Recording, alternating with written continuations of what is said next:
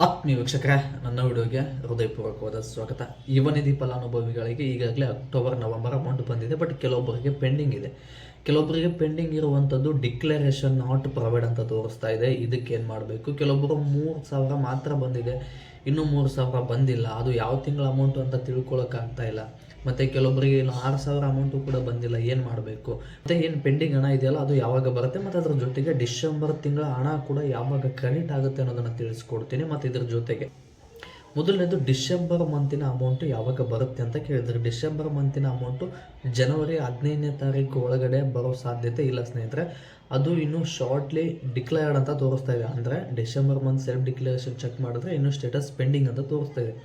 DPT ಫುಶ್ಡ್ ಅಂತ ತೋರಿಸ್ತಾ ಇದ್ದರೆ ನಿಮಗೆ ಯಾವಾಗ ಬರುತ್ತೆ ಅಂತ ಹೇಳ್ಬೋದಿತ್ತು. ಬಟ್ ಇನ್ನೂ ಪೆಂಡಿಂಗ್ ಅಂತ ತೋರಿಸ್ತಾ ಇದೆ. ಅದಕ್ಕೆ ಯಾವುದೇ ಡೇಟನ್ನು ಕನ್ಫರ್ಮ್ ಆಗಿ ಹೇಳೋಕ್ಕಾಗೋದಿಲ್ಲ. ಮತ್ತು ಅದರ DDPI ಅಪ್ರೂವ್ಡ್ ಅಂತ ಬರ್ತಾ ಇದೆ. ಏನು ಮಾಡಬೇಕು? DDPI ಅಪ್ರೂವ್ ಅಂತ ಬಂದರೆ ಇಲ್ಲಿ ನಿಮಗೊಂದು ಸ್ಕ್ರೀನ್ಶಾಟ್ ಹಾಕಿರ್ತೀನಿ.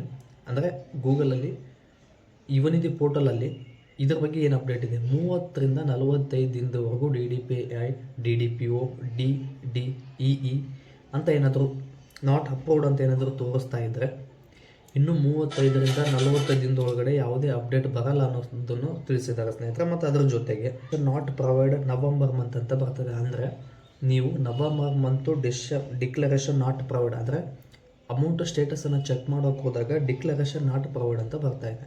ಇದು ತಿಳಿಸ್ಕೊಳ್ಳಿ. ನೀವು ನವಂಬರ್ ಅಂದರೆ ಅಕ್ಟೋಬರ್ ತಿಂಗಳಲ್ಲೂ ಸೆಲ್ಫ್ ಡಿಕ್ಲರೇಷನ್ ಮಾಡಿದ್ದಾರೆ, ನವಂಬರ್ ತಿಂಗಳಲ್ಲೂ ಸೆಲ್ಫ್ ಡಿಕ್ಲರೇಷನ್ ಮಾಡಿದ್ದಾರೆ.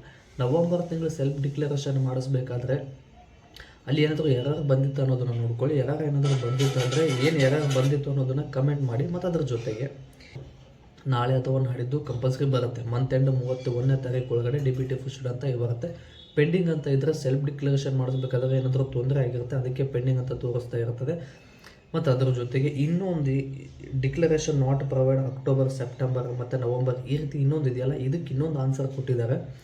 ನಿಮ್ಮ ಲೋಕಲ್ ಅಥಾರಿಟಿ ಅಂದರೆ ಯುವನಿಧಿಗೆ ಸಂಬಂಧಪಟ್ಟಂಥ ತಾಲೂಕಲ್ಲಿ ಮತ್ತು ಡಿಸ್ಟಿಕಲ್ಲಿ ಕೆಲವೊಂದಿಷ್ಟು ಯುವನಿಧಿ ಡಿಪಾರ್ಟ್ಮೆಂಟಲ್ಲಿ ಕೆಲವೊಬ್ಬರು ಅಧಿಕಾರಿಗಳಿರ್ತಾರೆ. ನಿಮ್ಮ ಮಾರ್ಕ್ ಶೀಟನ್ನು ತೊಗೊಂಡು ಅಲ್ಲಿಗೆ ಹೋಗಿ ವಿಚಾರಿಸಿ. ಯಾಕಂದರೆ ಇದು ಯಾವುದೇ ಆನ್ಲೈನಲ್ಲಿ ಅಪ್ಡೇಟ್ ಮಾಡುವಂಥದ್ದಲ್ಲ.